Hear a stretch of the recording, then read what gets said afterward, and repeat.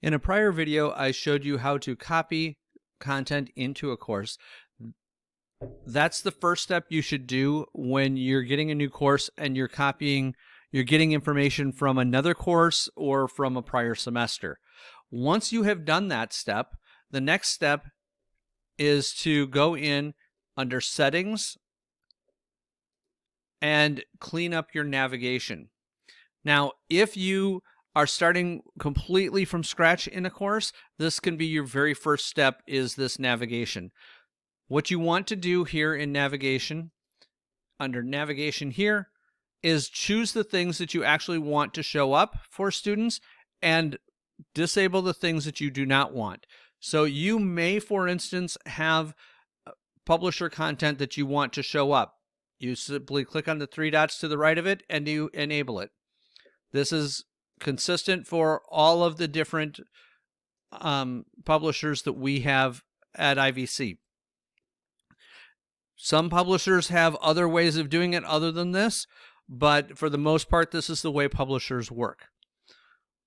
In the more important part is, what do you leave for students to get into? So the reason I ask that question is because you want to be cognizant of what the students need and what you're going to use right now. So for instance, if you don't know what something is, maybe Newsela here, go ahead and disable it. If you're not going to be synchronous in your class, you're not going to be running anything across Zoom, TechConnect Zoom can go away. Now, maybe you want to have office hours on Zoom, so that means you might want to keep TechConnect Zoom or use Student Connect.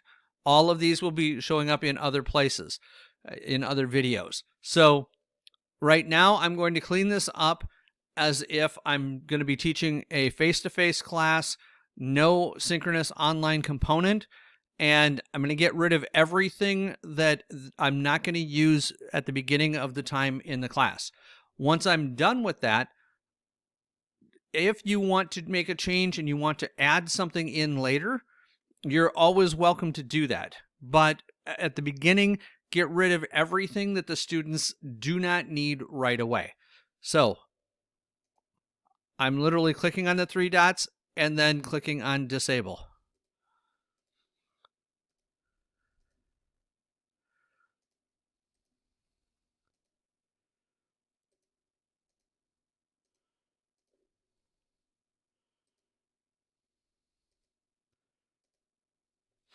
If something doesn't go away, you can click on it and drag it down.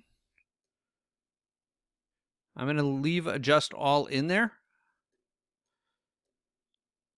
So in the end, my suggestion is that you have the home page. Modules is a really good one to have. If you don't want to use modules, that's perfectly fine. You can drag those down. Announcements is really nice. Grades, the students' grades. If you're not going to grade through Canvas, that would go down as well. Syllabus, this we'll deal with in another video, but syllabus is a great thing to keep at the top. These bottom two are specifically for you. They are not shown to the students at this time. The first one, New Analytics, I briefly touched on that in another video on the Canvas homepage. The New Analytics gives you analytics as to things that are going on in your class. Again, we're going to get into that a lot more another time.